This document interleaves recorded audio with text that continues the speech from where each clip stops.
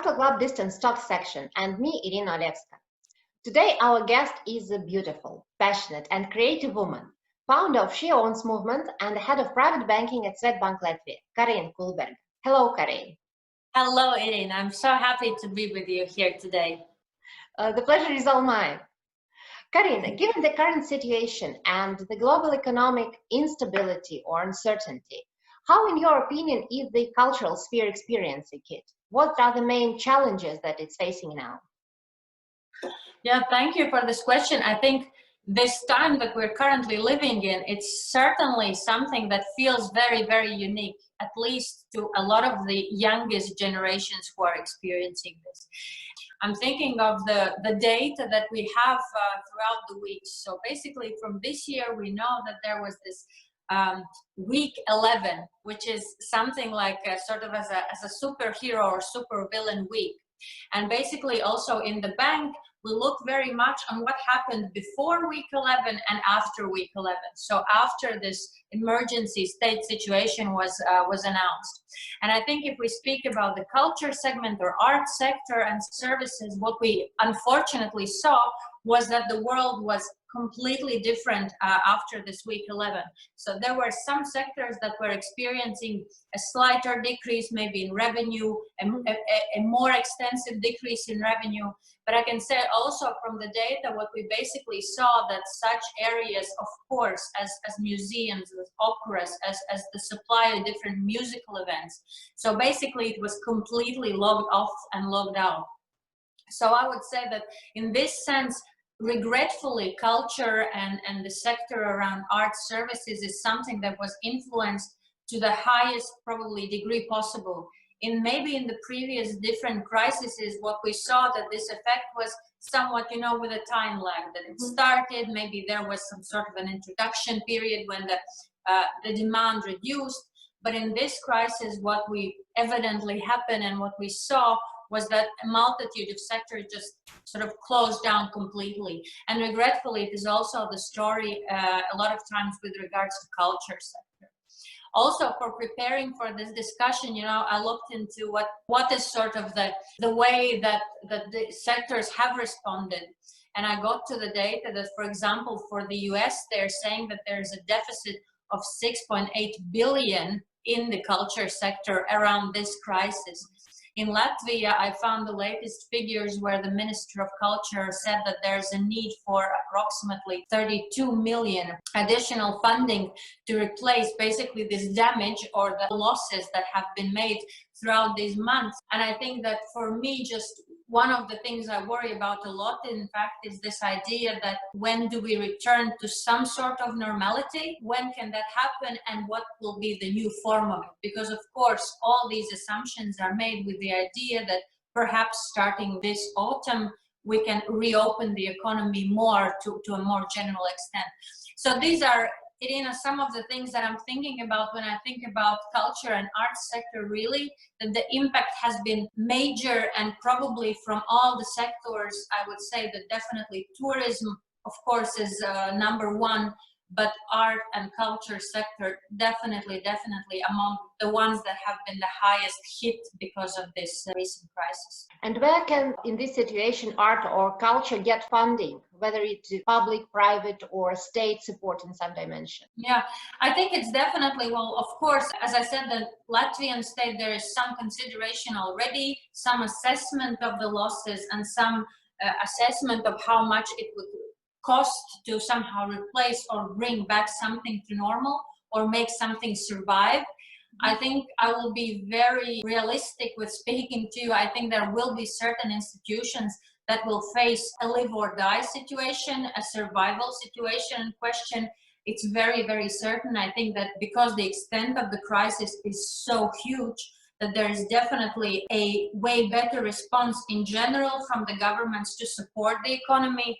But I'm quite worried that, of course, arts and culture might not be on the front line of what is supported. So I'm quite worried on saying that I don't see that it's possible to fully replace this effect. And also I think there will be a very wide difference in terms of possibility to revive these areas. Let me give you an example. I think it's fairly more realistic to see how people will return to going back to the museums. There's the space aspect involved, so there's way more space for that. I also see a fairly better way how people can go back to, let's say, eating out, especially in the summer when the open air cafeterias are open. We already actually see that in these first summer days around here, at least in Riga. But I see way more sophisticated thinking needed on saying how do we make people, or how do we invite people go back to theaters where you sit very closely? How do we encourage people to think of ways, how do you attend an opera if you are like in a space where we're very, very close to each other? And also for the same extent, actually cinema. So it's again, in one closed space, a lot of people. And is the solution when you have a distance, does it make sense? How does it work? So I think it's not only the idea that there is a lot of direct impact on this sector, but the way how it can revive, and the assumptions of which segments will fully be the same as they were before, and which will need to make very, very tangible changes to how the art is, I know you wouldn't like the word, but still how it is consumed. I think that will be a big question. So I think, of course, the main player here is the government, who I would guess would support the biggest institutions in each of the states. But there will be definitely also a big role for private funding, for private individuals or private funds who can support it. But at the same time, I have to be very realistic with you. I think there will be many concepts that will lack the funding, and also that will be quite unable to open up in the same extent as previously. You know, in Latvia, we have seen that already with one of the cinemas who have decided that basically, given this time and the extent of the effect, it's very hard for them to predict when and how they can reopen. So I think these art segments or culture segments, they might experience it very, very differently. And I hope that there will be more discussion on like creative ways, mindful ways for our health, how we can keep attracting and engaging people back to consuming or experiencing art, but in this new world where the distance and all the requirements are met. And as you said correctly, that the culture in all its dimensions is struggling for survival. In your opinion, whether, and if so, how does this situation affect the value of art? Yes, I think that this idea of the value of art, this in itself is something where we can, you know, make a couple of video sessions separately. From a pure, let's say, economist point of view or financial point of view, I would say that, of course, the very, very sudden and steep decrease in supply should mean that the prices should go up, right? So there's like an idea of scarcity, of availability. And I think it's very interesting to see these formats, how a lot of events have been brought to happen online. But at the same time, there is this notion, and I think that for people who have to work right now in this online format all the time, this Zoom fatigue, you know, you're really, really drained out from these sorts of meetings. I would really love to sit down with you in a space where we can see each other, even though this is perfect and convenient, but still. So I think it should be the notion that in the times of scarcity, the prices will go up. The interesting question is, however, I think less in the supply, but more in the demand side. So what will happen? Will people still have the funds to invest in art? Will that be something that will dramatically decrease because people just simply would say, you know, I need to make enough savings. I've lost my job. I lost a lot of things that I really, you know, need for my basic survival needs. And in a way, I think we might go back to this discussion on saying that the art which was experienced by people who are not as wealthy, so the sort of the middle income bracket level people, I think this part of their expenses will be something that they will now look at very, very carefully if this really merits, if there's an immediate value. We already see that the average salaries are decreasing. We already know, of course, these horrific numbers of unemployment numbers, and especially in the US. In Europe, we're doing a little bit better in that because, again, the state is supporting companies quite a lot in general, but still, I think that in this democratic area of art, I'm wondering if there will be quite still a steep decrease. On the other hand, I think in this higher, more expensive, more appreciated art segment, I would imagine that there the prices are not decreasing at all. I would think that they are actually at roughly the same levels, and this idea that art can be an asset that maintains its value, I think in the times of crisis, as it usually is, I think it plays a role. But in my opinion, it's definitely more at the highest valued art segment rather than probably the one that was very, very much surviving in these years. On this middle level, I think there will be definitely a price correction there. Mm-hmm. And how do you evaluate the future outlook? When will all those involved in culture or artistic environment be able to recover or restart? Irina, I wish I knew the answer to this question. I really do. And, you know, every day there are different podcasts, different webinars that, and, you know, economists, I think also here at Swedbank, we're on group level, on country level, we're trying to figure out how, when, what mechanisms and how it will happen. But I here want to say that it's sort of like really returning to this beginning part of our conversation. I think it will be interesting to see how it evolves, because what we're seeing also that people are starting to go out of their homes, so they're starting to be more open. We see that by the traffic, by the people on the streets. I mean, just a month ago, the city was nearly empty. Right now, there's general revival of activity.